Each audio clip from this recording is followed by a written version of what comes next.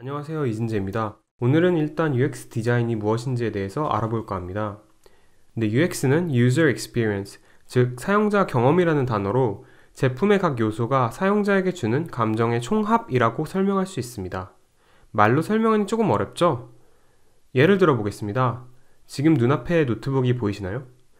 노트북 화면이 주는 느낌, 무언가를 입력할 때 키보드와 마우스가 주는 느낌, 노트북 상판의 재질, 손목과 노트북이 닿는 부분이 주는 느낌 등 시각, 촉각, 청각이 더해져 노트북의 사용자 경험을 완성합니다. 다시 말해, 사용자 경험은 제품을 사용하면서 사용자가 받는 느낌이 모두 더해진 복합적이고 총체적인 것이라고 할 수 있습니다. 친구를 만나러 카페에 갔다고 생각해 볼까요? 카페에 들어가면 테이블, 의자, 조명, 바리스타, 커피, 디저트는 물론 사람들의 소음, 배경음악, 바깥 풍경, 문 손잡이, 화장실, 커피 냄새, 디저트 냄새 등 수많은 개별 요소가 여러분에게 어떤 느낌을 줍니다. 그리고 그 느낌이 하나로 어우러져 카페의 사용자 경험을 완성합니다. 카페의 UX가 되는 셈이죠. 이렇게 생각하면 우리가 일상에서 보는 모든 제품과 서비스에는 UX가 있습니다. 사용자는 그것들과 상호작용하고 어떤 느낌을 받습니다. 결국 그런 것들에서 UX가 만들어지는 셈이죠. UX가 무엇인지 조금 이해가 되시나요? 이처럼 사용자 경험은 다양한 분야에 걸쳐 사용되고 있는 단어지만 이번 강의에서는 스마트폰의 운영체제, 안드로이드 혹은 iOS가 있죠.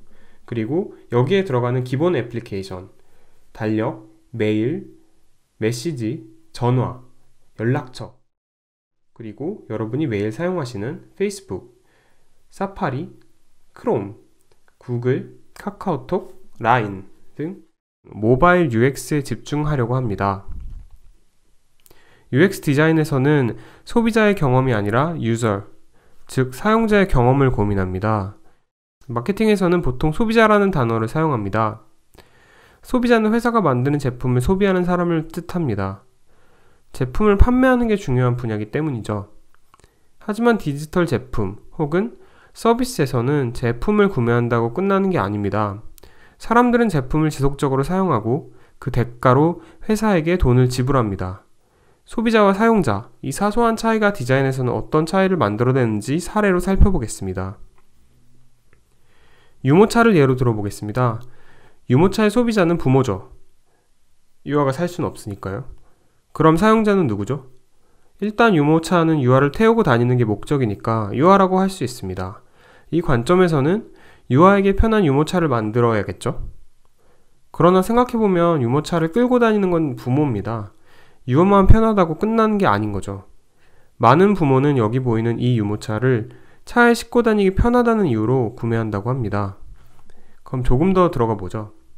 결국 유모차의 사용자는 유아도 되지만 부모도 됩니다. 결국 둘 다인 셈이죠. 이들이 함께 더 많은 시간을 보내고 서로 마주하게 만드는 게 유모차의 진정한 목적이라고 할 수 있습니다. 그래서 여기 보이시는 유아와 부모가 마주보는 이 유모차는 이런 사용자의 관점에서 탄생했습니다.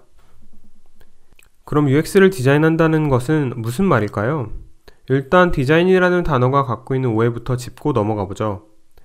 한국 사람들은 흔히 디자인을 무언가를 그리거나 만드는 일, 미술을 전공하고 포토샵과 일러스트레이터를 만지는 일로 생각하곤 합니다.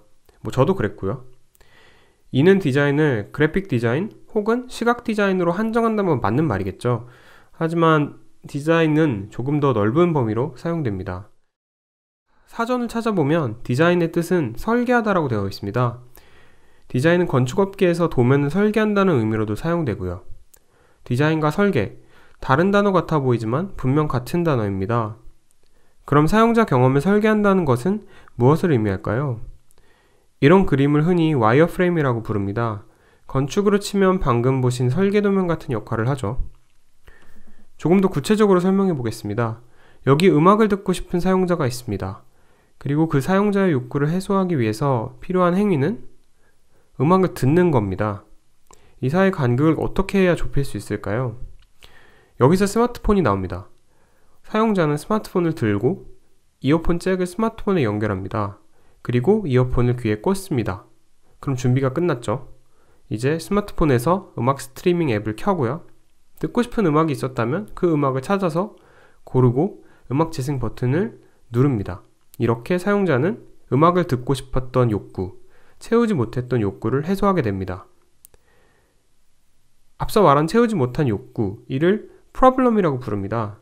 문제라고 얘기하면 수학 문제 혹은 문제라는 단어가 준 뉘앙스처럼 정말 문제가 있다는 느낌을 주기 때문에 이 수업에서는 problem이라는 단어를 사용하겠습니다. 그리고 이런 problem을 해결해주는 방법, 이를 솔루션이라고 부르겠습니다. UX 디자인은 이런 사용자의 problem을 찾아 솔루션까지 가는 여정을 설계하는 일입니다. 네, 오늘 강의는 여기까지입니다. 다음 수업에서는 보다 다양한 사례로 UX 디자인이 무엇인지 조금 더 자세하게 알아보도록 하겠습니다. 감사합니다.